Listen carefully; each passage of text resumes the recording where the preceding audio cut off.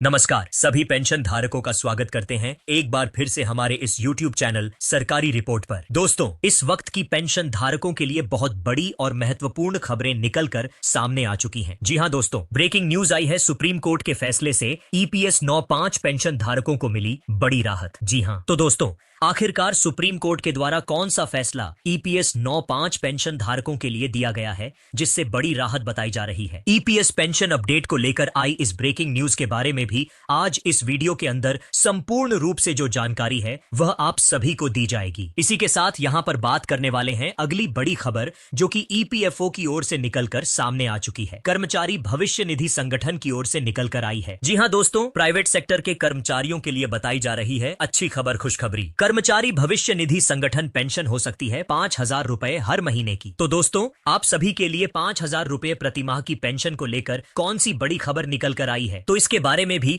आज इस वीडियो के अंदर संपूर्ण रूप से जानकारी आप सभी को दी जाएगी। इसलिए आप सभी से निवेदन करते हैं कि दोस्तों, आज की इस वीडियो को आप शुरुआत से लेकर अंत तक पूरा जरूर देखिएगा और हमारे चैनल सरकारी रिपोर्ट पर नए हैं तो चैनल को सब्सक्राइब कर दें, बेल आइकन दबा दें और इस वीडियो को अपने पेंशन धारक मित्रों के साथ शेयर जरूर करें ताकि वह भी पेंशन और पेंशन धारकों से जुड़ी तमाम बड़ी खबरों की सही, सटीक और तथ्यों पर आधारित जानकारी सबसे पहले प्राप्त कर सकें। तो चलिए बिना किसी देरी के सबसे पहली बड़ी खबर की ओर चलते हैं। जानते हैं कर्मचारी भविष्य निधि संगठन से जुड़े पहले बड़े अपडेट के बारे में जो कि प्राइवेट सेक्टर के कर्मचारियों के लिए बहुत बड़ी खुशखबरी बताई जा रही है। कर्मचारी भविष्य निधि संगठन यानी कि EPFO की पेंशन हो सकती है 5,000 रुपए। तो कब से यह लाभ मिलेगा और कैसे आपकी पेंशन बढ़ेगी, चलिए इसकी विस्तार से बात करते हैं। EPFO पेंशन बढ़ाने पर सरकार विचार कर रही है और अगर मंजूरी मिलती है तो न्यूनतम पेंशन 1,000 रुपए से बढ़ाकर 5,000 रुपए प्रतिमाह हो जाएगी। इससे रिटायर्ड कर्मचारियों की आर्थिक स्थिति मजबूत हो सकेगी। अगर आप भी एक प्राइवेट सेक्टर के वेतनभोगी कर्मचारी हैं तो आपके लिए अच्छी खबर है। केंद्र सरकार कर्मचारियों की कर्मचारी पेंशन योजना के तहत पेंशन बढ़ाने पर विचार कर रही है। कर्मचारी और पेंशनर्स लंबे समय से इसे बढ़ाने को लेकर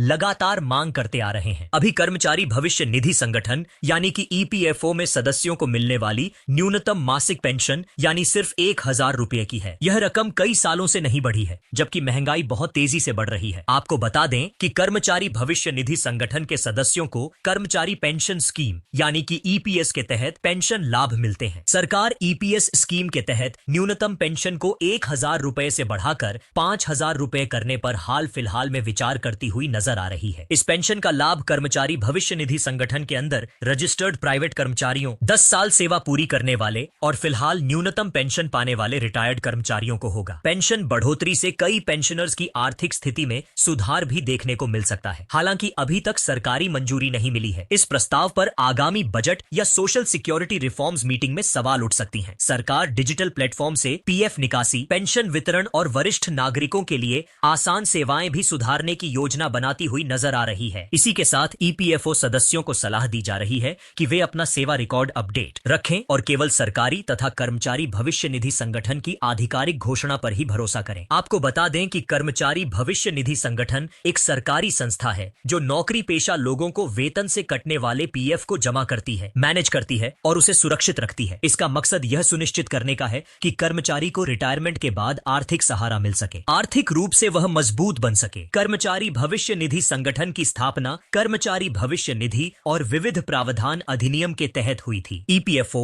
3 योजनाएं चलाता है। कर्मचारी भविष्य निधि यानी कि EPF, कर्मचारी पेंशन योजना यानी कि EPS और कर्मचारी जमा लिंक बीमा यानी कि EDLI। यह 3 स्कीम चलाता है और जिसके तहत बताई जा रही है कर्मचारी पेंशन योजना यानी EPS के तहत न्यूनतम पेंशन की बढ़ोतरी होगी और यह न्यूनतम पेंशन 5,000 रुपए होने वाली है। इसको लेकर बड़ी खबर आई है लेकिन आधिकारिक पुष्टि अभी तक इसकी नहीं की गई है। इसी के साथ बात करते हैं अगली बड़ी खबर के बारे में। तो ब्रेकिंग न्यूज निकल कर आ चुकी है। सुप्रीम कोर्ट के फैसले से EPS 95 पेंशन धारकों को मिली है बड़ी राहत। EPS पेंशन को लेकर आ चुका है आप सभी के लिए ताजा अपडेट। जी हां दोस्तों, EPS 95 पेंशन अपडेट को लेकर लंबे समय से इंतजार कर रहे पेंशन धारकों के लिए यह घटनाक्रम बेहद महत्वपूर्ण माना जा रहा है। वर्षों से न्यूनतम पेंशन, असमानता नियमों और अलग अलग गणना पद्धतियों को लेकर सवाल उठते रहे हैं। संगठित क्षेत्र में काम करने वाले रिटायर्ड हुए लाखों कर्मचारियों के लिए पेंशन सिर्फ मासिक आय नहीं बल्कि सम्मानजनक जीवन का आधार भी होती है। ऐसे में सुप्रीम कोर्ट से जुड़े ताजा निर्देशों ने इस पूरे मुद्दे को फिर से चर्चा चर्चा के केंद्र में ला दिया है। यह मामला गंभीर रूप में सामने आया जब अदालत ने पेंशनर्स को कर्मचारियों का कानूनी अधिकार बताते हुए कई पुरानी व्याख्याओं पर सवाल खड़े किए। इससे यह स्पष्ट हुआ कि ईपीएस 9(5) पेंशन सिर्फ एक योजना नहीं बल्कि श्रमिकों के लिए योगदान सेवा का प्रतिफल है। यह कारण है कि यह अपडेट लाखों पेंशन धारकों की भविष्य और उनकी आर्थिक सुरक्षा तथा सामाजिक गरिमा से सीधे जुड़ा हुआ है। सुप्रीम कोर्ट का यह फैसला इसीलिए खास माना जा रहा है क्योंकि इसने वर्षों से चली आ रही कानूनी अस्पष्टताओं को काफी हद तक स्पष्ट कर दिया है। अदालत ने यह साफ किया है कि पेंशन कर्मचारियों की सेवा का स्वाभाविक परिणाम है, न कि किसी संस्था की कृपा। इस टिप्पणी ने उन तर्कों को कमजोर किया जिसके आधार पर अलग अलग तारीखों पर रिटायर्ड हुए कर्मचारियों के साथ अलग व्यवहार किया जाता था। इस फैसले का प्रभाव केवल मौजूदा पेंशन धारकों तक सीमित नहीं रहेगा। आने वाले समय में यह निर्णय भविष्य के कर्मचारियों के लिए भी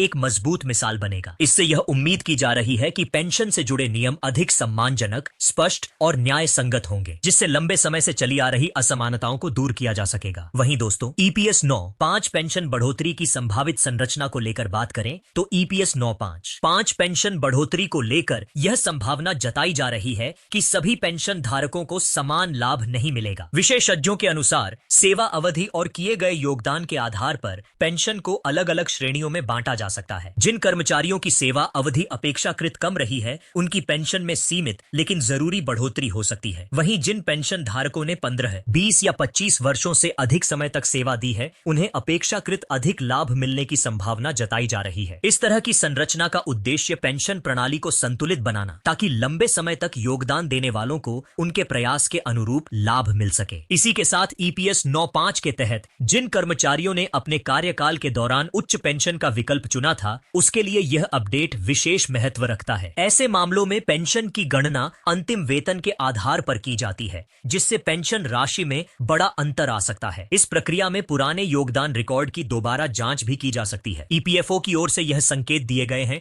कि उच्च पेंशन मामलों की पूरी प्रक्रिया नियमों के तहत और पारदर्शी तरीके से पूरी की जाएगी। यदि किसी स्तर पर कम योगदान या गलत गणना पाई जाती है तो उसे समायोजित किया जा सकता है। इससे उच्च पेंशन विकल्प चुनने वालों को वास्तविक अधिकार के अनुरूप लाभ मिलने की उम्मीद भी जताई जा रही है। ईपीएस 9(5) पेंशन अपडेट के साथ सबसे बड़ा सवाल एरियर को लेकर भी उठ रहा है। यदि नई गणना के बाद यह साबित होता है कि किसी पेंशन धारक को लंबे समय तक कम राशि मिली है तो ऐसे में एरियर का दावा किया जा सकता है। हालांकि इसकी सीमा अवधि भुगतान प्रक्रिया को लेकर अभी स्पष्ट दिशा निर्देश नहीं आए हैं। विशेषज्ञों का मानना है कि एरियर भुगतान एक मुश्त या चरणबद्ध तरीके से किया जा सकता है। यह निर्णय पेंशन फंड की वित्तीय स्थिति और प्रशासनिक तैयारियों को ध्यान में रखकर लिया जाएगा। पेंशन धारकों को सलाह दी जा रही है कि वे आधिकारिक अधिसूचनाओं पर भरोसा करें और अफवाहों से दूर रहें। इस पूरे अपडेट के बीच पेंशन धारकों के लिए सतर्क रहना बेहद जरूरी है। सेवा से जुड़े सभी दस्तावेज, वेतन पर्चियां और योगदान रिकॉर्ड सुरक्षित रखना आने वाले समय में फायदेमंद साबित हो सकता है। नई गणना या सत्यापन प्रक्रिया के दौरान इन दस्तावेजों की आवश्यकता पड़ सकती है। इसके अलावा कर्मचारी भविष्य निधि संगठन के रिकॉर्ड में यदि किसी तरह की कोई गलती है तो उसे समय रहते ठीक करना समझदारी होगी। सही जानकारी, आधिकारिक घोषणाओं पर नजर बनाकर रखना